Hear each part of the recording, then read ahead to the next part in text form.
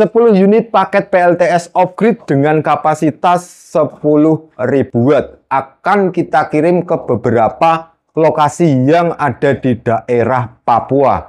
Nah, di daerah Papua ini ada beberapa lokasi yang memang tidak ada jaringan PLN sama sekali. Adapun beberapa daerah ada jaringan PLN namun dengan kondisi yang buruk, tidak stabil. Dengan sistem PLTS off-grid ini kita harapkan mampu menghasilkan energi mandiri setiap harinya sehingga bisa bermanfaat bagi warga sekitar di sana.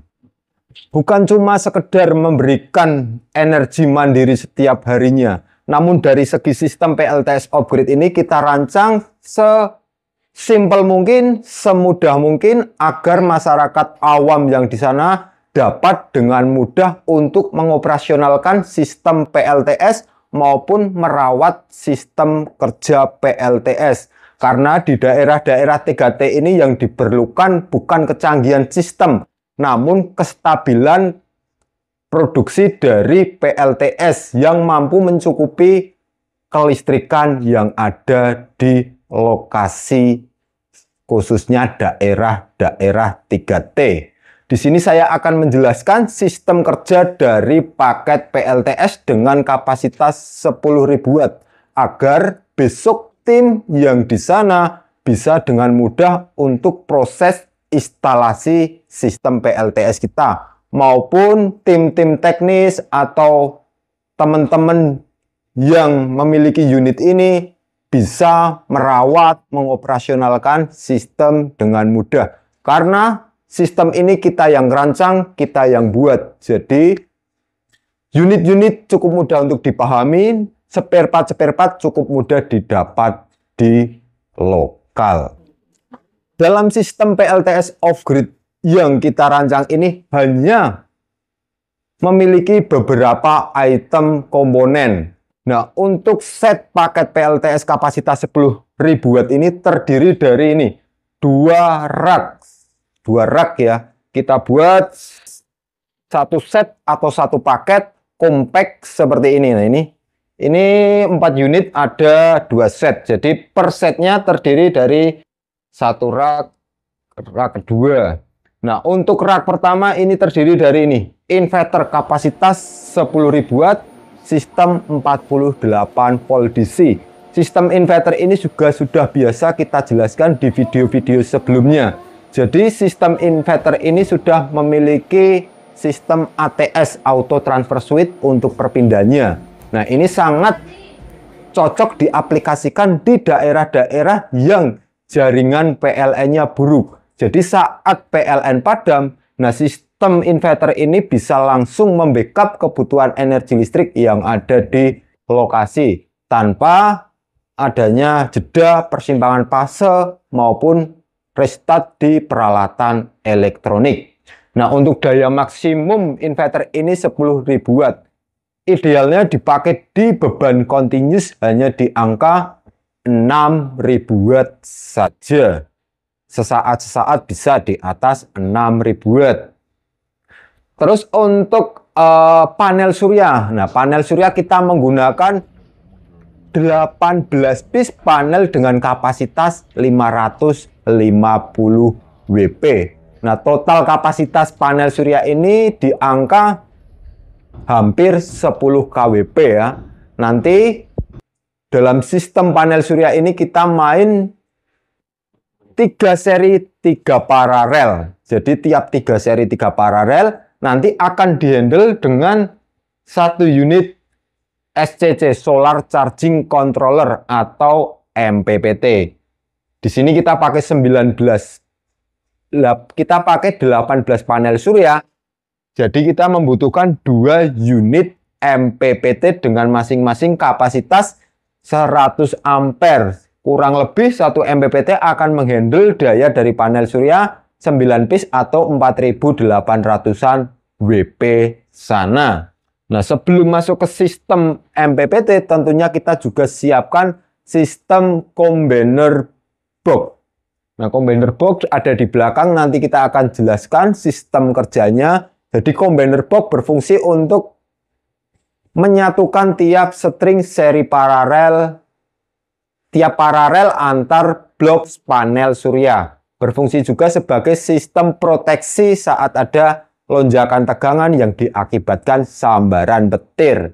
Nah, setelah sistem panel surya masuk ke combiner, baru sistem akan masuk ke ini ya. Kita juga sudah setting di sini Aspro panel distributor DC. Jadi semua sistem tegangan DC akan masuk ke jalur MCB yang ada di sini. Sudah kita kasih penamaan, jadi sudah dengan sangat mudah dipahamin orang awam. Yang paling pojok ini adalah MCB DC yang menuju ke baterai. Yang tengah ini MCB DC yang menuju ke inverter.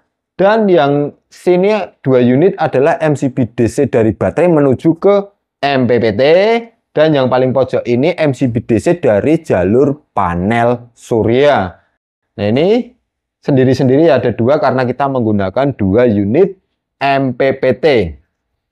Nah, untuk sistem baterai pun kita menggunakan baterai yang memang kualitas bagus. Kita menggunakan baterai lithium LiVePo 4.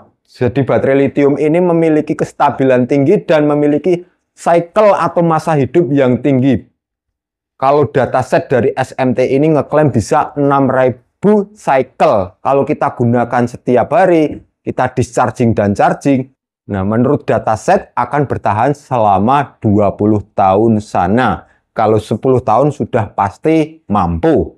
Nah, untuk baterai kita di sini memakai 8 piece baterai dengan kapasitas masing-masing 48 volt 100 ampere. Jadi satu unit baterai ini daya tampungnya 4,8 kWh. Kita kalikan 8 piece.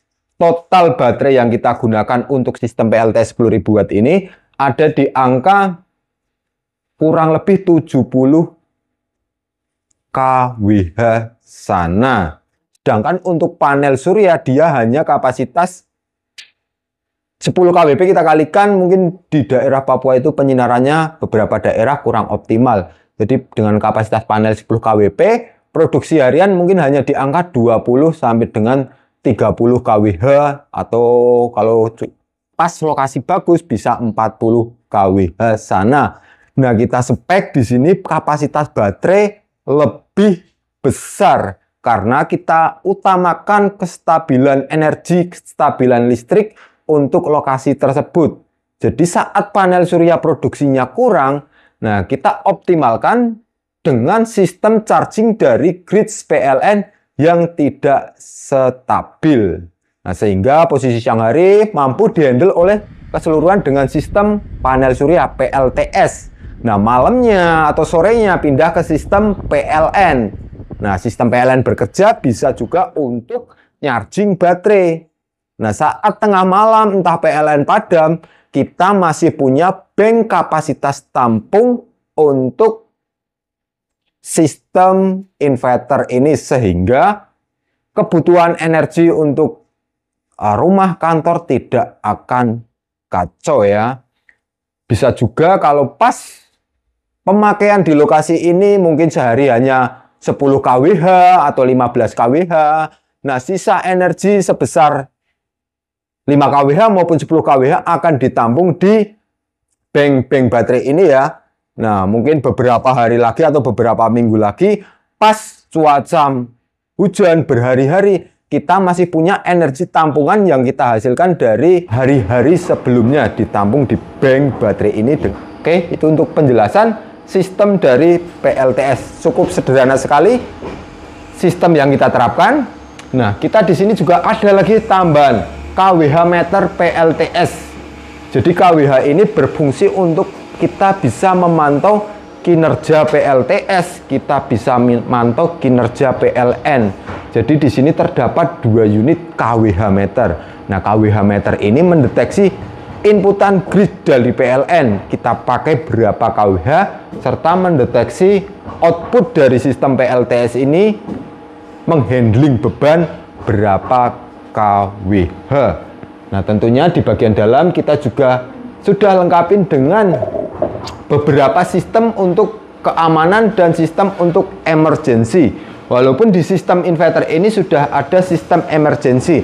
Saat sistem inverter shutdown, ada kendala, kerusakan, maka sistem inverter ini akan bypass dari grid langsung ke output beban.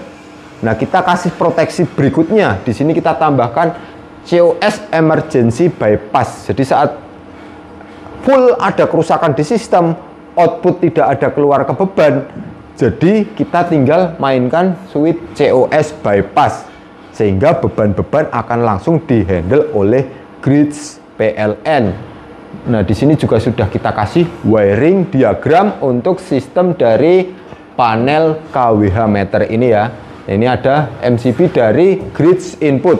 Nah, grids input ini kalau yang ada PLN, ya mungkin dari PLN. Tapi kalau daerah-daerah yang pedalaman sama sekali nggak ada grid PLN, bisa juga disupport dari genset. Nah, ini untuk panel KWH pun kita lengkapin dengan wiring. Dan untuk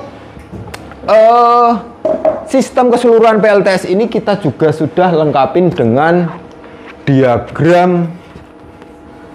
diagram sistem kerja dari detailing untuk koneksi panel, seri paralelnya panel, dari panel ke combiner, dari combiner ke sistem panel distributor, dari panel distributor ke inverter, ke baterai, ke MPPT. Semua detail diagram ini sudah kita siapkan. Jadi kita benar-benar pikirkan gimana caranya biar tim yang di sana bisa dengan mudah memahami maupun menginstal sistem PLTS, dan orang-orang awam di sana dengan melihat diagram ini sudah tidak ada kerepotan lagi untuk maintenance secara mandiri ya.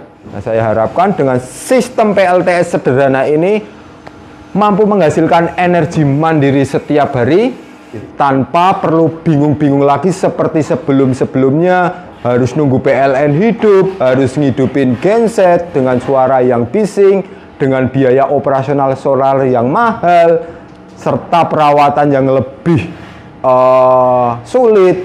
Dengan sistem PLTS ini sudah benar-benar efektif, efisien, ramah lingkungan, serta menghasilkan energi bersih setiap harinya.